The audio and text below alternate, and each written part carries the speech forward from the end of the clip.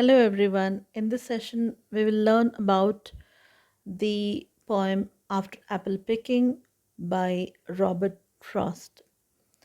Previously, we have discussed two more poems of Robert Frost. They are Purchase and Home Burial. So, this poem, After Apple Picking, first appeared in the second book of poems, North of Boston, published in the year 1915.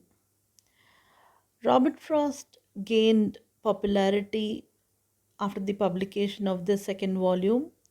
Robert Frost wrote poems in the modernist period of the early 20th century.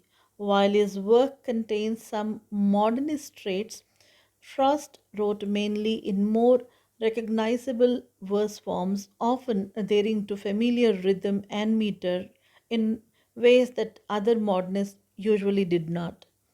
So, like the modernists, however, he incorporated a more natural diction into his work, generally using the original diction of New England in the early 1900s.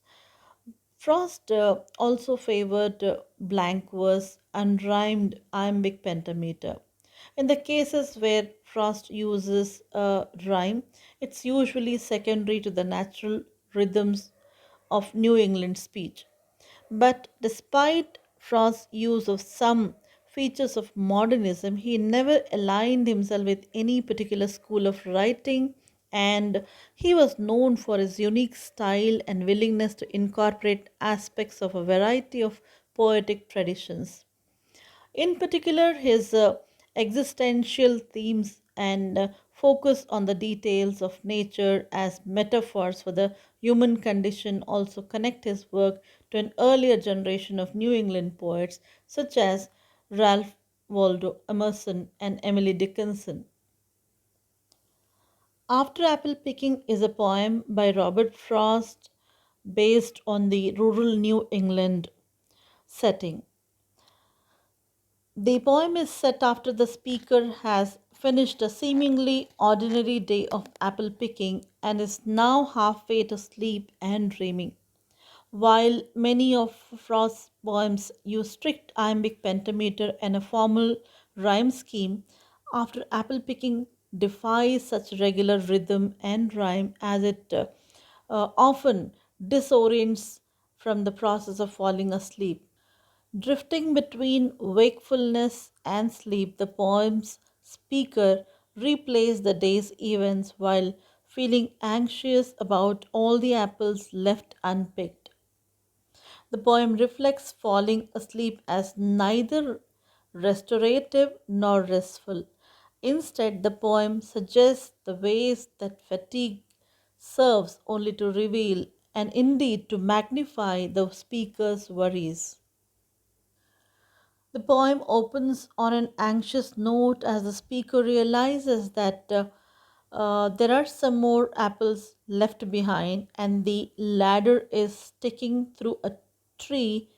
The speaker can't seem to let go of work and can still even smell the fruit in the night air.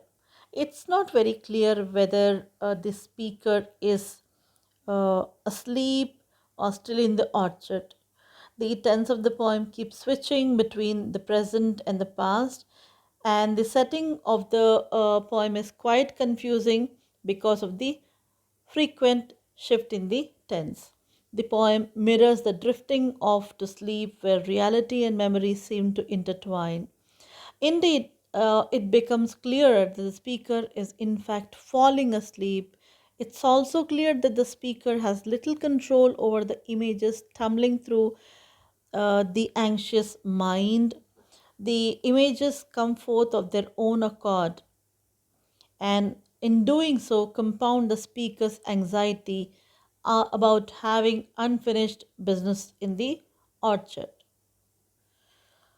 For example, the speaker dreamily recalls looking through a pane of ice lifted from the drinking trough earlier in the day. That the speaker can't rub away the strangeness of this image again emphasizes the speaker's helplessness in this exhausted state.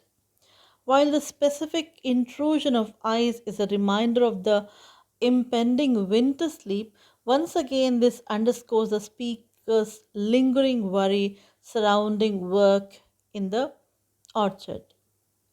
While considering what he or she will dream about, images of magnified apples fill the speaker's mind with every fleck of russet showing clear. In this dreamlike state, anxiety begins to overtake the speaker's other senses too. The speaker hears the rumbling sound of load on load of apples coming in, imagery that suggests being buried in work.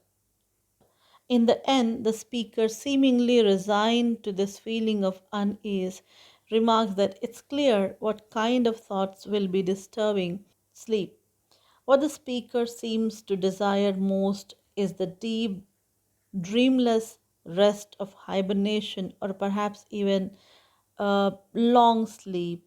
Yet the final line suggests that all the speaker can hope for is the more fitful human sleep, hardly the restorative slumber necessary to tackle the next workday with energy. So, in this poem, apples appear throughout as symbols of creative ideas or the products of one's labor. The speaker wishes for a great harvest, but at the same time, the speaker feels overwhelmed by the 10,000 apples that all need to be handled with care. In other words, the apples convey that the speaker treasures creative work but also experiences it as a burden. After all, if the speaker doesn't take good care of the apples, they'll rot. We can notice on a literal level, this poem explores what it's like to fall asleep, the way people drift in and out of consciousness, and how thoughts seem to come into the mind of their own accord. Symbolically, however, sleep represents both restorative rest and death. On the other hand, the speaker obviously needs to sleep in order to continue the work left undone in the orchard. The speaker even acknowledges being overtired and suggests that a long hibernation uh, like that of the woodchuck in winter might be welcome.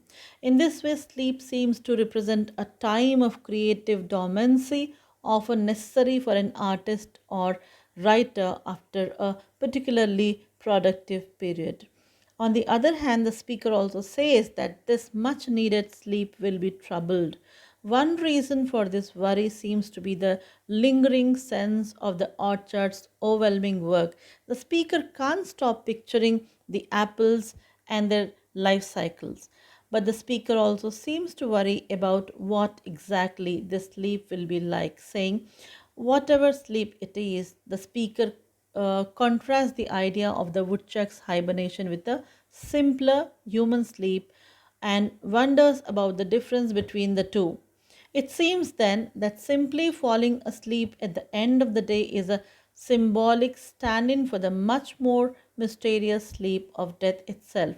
So essentially, the speaker knows that death is inevitable and even necessary.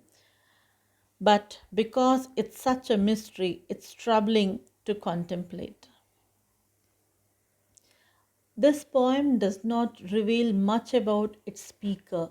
For example, we do not know whether the speaker is a man or a woman, race, name, or anything as such. So, the first person speaker is similar to a persona that Robert Frost frequently chose to adopt in his New England poems. The farmer sage, a wise person who lives simply and farms the land. This speaker observes the world, often with close attention to the details of nature, and reflects upon what he or she perceives. The speaker of After Apple Picking is in many ways in keeping with this common feature of Frost poetry. So, I'm sure this was an interesting poem, like any other poem of Robert Frost.